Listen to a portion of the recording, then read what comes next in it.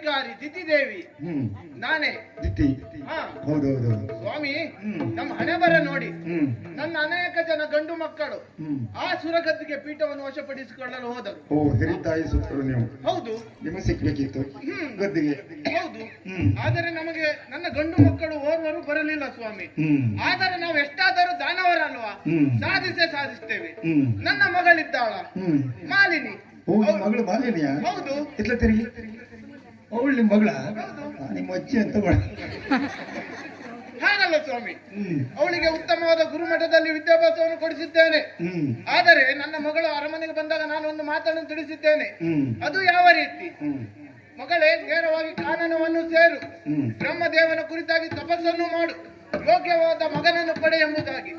ಮಗಳು ನನ್ನ ಆಜ್ಞೆಯಂತೆ ಕಾನನವನ್ನು ಸೇರಿದ್ದಾಳೆ.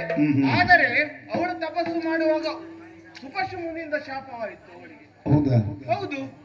ಯಾವ ರೀತಿ ಎಂದು ಕೇಳಿ, ಅವಳ ಉದರದಲ್ಲಿ ಕೋಣನೇ ಹುಟ್ಟಾನಂತೆ. ನಾವು ಎಷ್ಟಾದ್ರೂ ದಾನವರಲ್ಲವ, ನಮ್ ಕೋಣನಾದರೇನು ಇನ್ನೊಂದಾದರೇನು, ಮಣ್ಣಿನ ಬೆಕ್ಕಾದರೂ ಮೇವೆಂದು ಕೂಗಬೇಕಂತೆ ಅಲ್ವಾ? ಆದ್ರೆ ಒಂದು ಈ ಮಗಳಿಗೆ ಮದುವೆ ಮಾಡುವ ಒಂದಾದ್ರು ಉಂಟಾ? ಹೌದು. ಈ ಕೋಣ ಹುಡುಕೋದಿಲ್ಲ ಈಗ. ಕೋಣ ಅಲ್ಲ,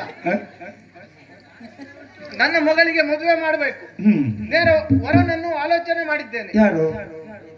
ಪಾತಾಳದ ಲೋಕದ ಅಧಿಕಾರಿ ವಿದ್ಯುನ್ಮಾಲಿ. ಆದರೆ ನಾನು ಅಲ್ಲಿಗೆ ಹೋದರೆ ಆಯ್ತಾ? ನನ್ನ ಘನತೆ ಏನು, ಗೌರವ ಏನು? ಅದು ಆಗ್ಲಿಕ್ಕಿಲ್ಲ. ನಮ್ಮಲ್ಲಿ ಜನ ಇದ್ದಾರೆ. ಯಾರಲ್ಲಿ ದೂತ